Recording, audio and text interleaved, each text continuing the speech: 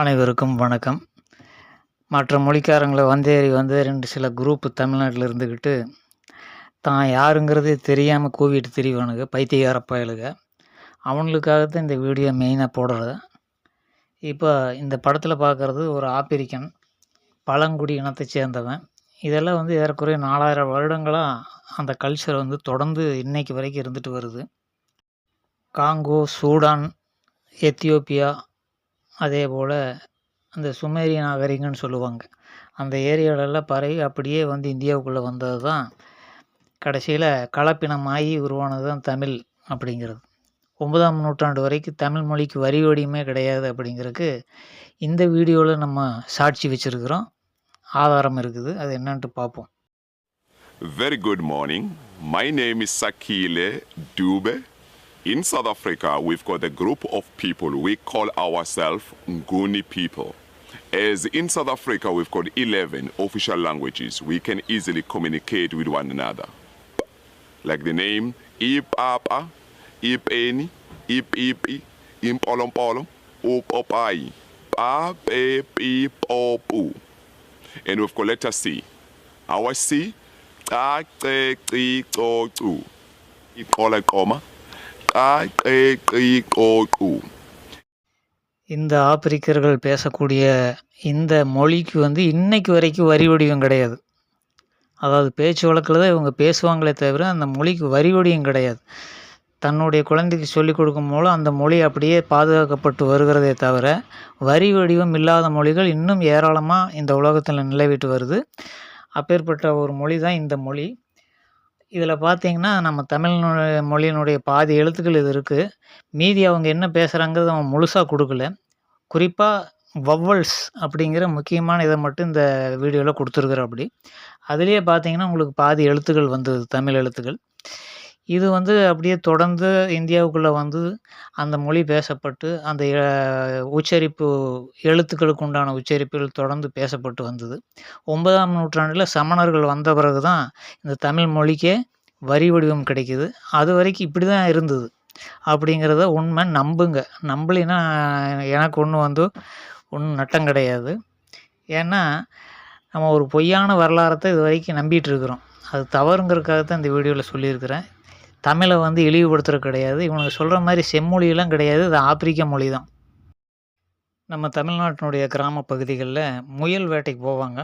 அப்போ இந்த hockey bad மாரி ஒரு கோல் வச்சிருப்பாங்க. அத வீசி தான் எலி வேட்டைக்கு போனாலும், அதேபோல முயல் வேட்டைக்கு போனாலும் அதை யூஸ் பண்ணி தான் பூனெல்லாம் போட்டு வச்சிருப்பானுங்க. அத வீசி தான் முயல அடிப்பானுங்க. இது நான் கண்கூடா பார்த்துருக்கிறேன். இது தமிழ்நாட்டினுடைய பழைய கல்ச்சர். 50, 60 வருடங்களுக்கு முன்பால இந்த முயல் வேட்டைங்கிறது இப்படி தான் நடந்துட்டு இருந்தது.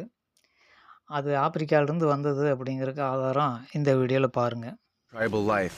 By dressing in a traditional ashuka, it's an offensive weapon, capable of killing any attacking animal. It also has a secondary patient carving. It's ready to be put through its paces. Done. Using a tree about 100 feet away as a target. நம்ம காட்டுக்குள்ள இருந்த வீரப்பன் புலியினுடைய நடமாட்டம் இருக்குதுன்னா, அதனுடைய கால் தடங்களை வச்சு பெரிய பூனை போயிருக்குது அப்படின்னு சொல்லுவானாமா. அப்போ இதுபோல கால் தடங்களை ஆராயக்கூடிய அந்த புத்தி எங்கிருந்து வந்ததுன்னா, ஆப்பிரிக்காவிலிருந்து தான் வந்தது. அதை பாருங்க. A little bit of claw. It's a hyena track. Kongu பகுதியில் பார்த்தீங்கன்னா, மாடுக்கு தண்ணி கட்டுறது அதாவது தண்ணி குடிக்க வைப்பாங்க. அதுக்கு பனைமரத்தை 2ஆ வெட்டி அதில் உள்ள குடஞ்சா ஒரு பேசின் மாதிரி ஆயிரும். அதில் கழுநீர் மற்ற தண்ணியெல்லாம் ஊற்றி, அதாவது நிறைய மாடுகள் வச்சுருக்கிறவங்க அந்த மாதிரி யூஸ் பண்ணுவானுங்க. அதே போல் தான் ஆப்பிரிக்காவில் அதை பண்ணியிருக்கிறானுங்க அந்த காலத்திலேருந்து.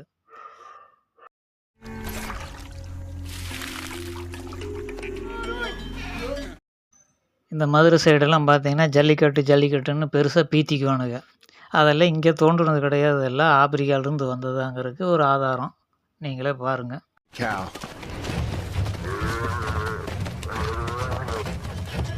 நம்ம தமிழ்நாட்டு கிராமப்புறங்களில் தோட்டங்களுக்கு வேலி அமைக்கிறதுக்கு, வீடுகளுக்கு வேலி அமைக்கிறதுக்கு எல்லாத்துக்குமே முள் வெட்டி அதை கையில் விடாமல் இருக்கிறதுக்காக கவக்கோல் அப்படின்னு ஒன்று யூஸ் பண்ணி தான் அதை அமுக்கி விட்டு இப்போ ஒரு முள் மரத்தையே வெட்டினாலும் அந்த கவக்கோல் தான் எடுப்பானுங்க.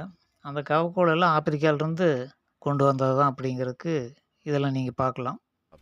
This is an interesting stick, especially made to mend these fences. It has a way to tuck in. இந்த தேன் எடுக்கிறதுக்கு புகை போட்டு அந்த புகையை வச்சு தேனீக்களை துரத்தி தேனை நம்ம எடுத்து சாப்பிட்றது நம்ம தமிழனுடைய பாரம்பரியம். அதுவும் வந்து ஆப்பிரிக்கா தான். Any reaction to the pain?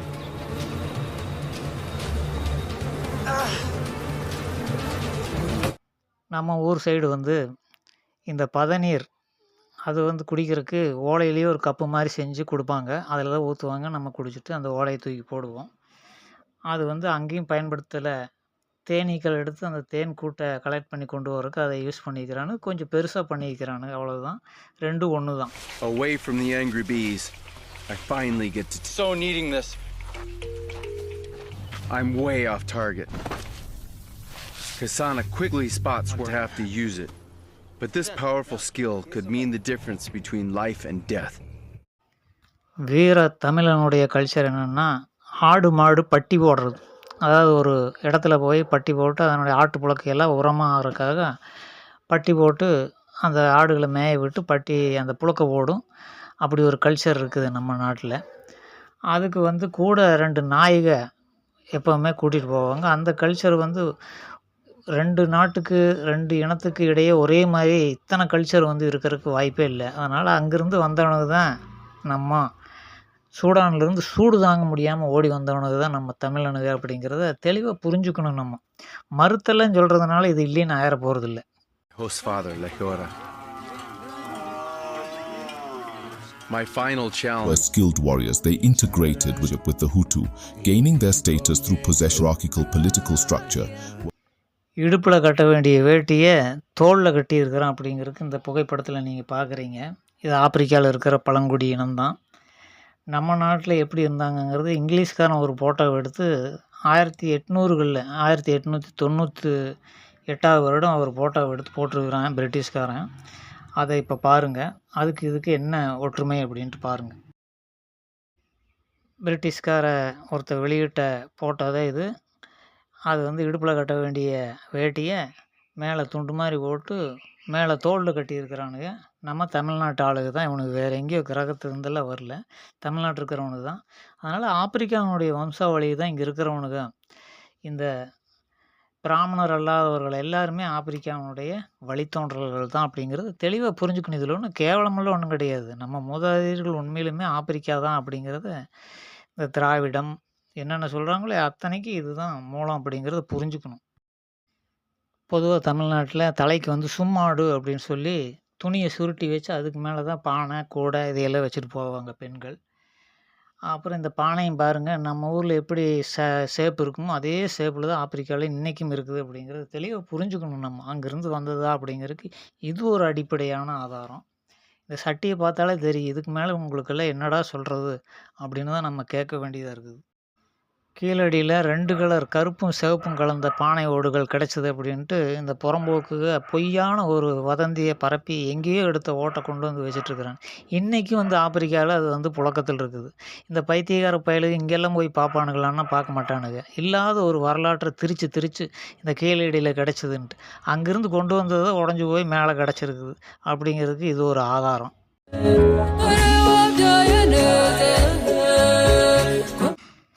இந்த வீடியோ வரைக்கும் 2 வீடியோக்கள் மூலமாக 25 விதமான ஒற்றுமைகளை, அசைக்க முடியாத மறுத்து கூற முடியாத ஆதாரங்களை நம்ம பார்த்துருக்குறோம். ஆப்பிரிக்காவிலேருந்து சூடு தாங்க முடியாமல் ஓடி வந்தவன் தான் தமிழன் அப்படிங்கிறதுக்கு இன்னும் வந்து 475 ஆதாரங்கள் இருக்குது. அது வருகிற காலங்களில் ஒவ்வொரு வீடியோக்களில் நம்ம தெளிவாக பார்த்துருவோம். ஏன்னா விளக்கமாக சொன்னால் தான் உங்களுக்கு புரியுங்கிறதுனால இப்போ தெளிவாக புரிஞ்சிருக்கு. இது வரைக்கும் சொன்னது உங்களுக்கு தெளிவாக புரிஞ்சிருக்கும். அடுத்த வீடியோவில் தொடர்ந்து பார்ப்போம். நன்றி.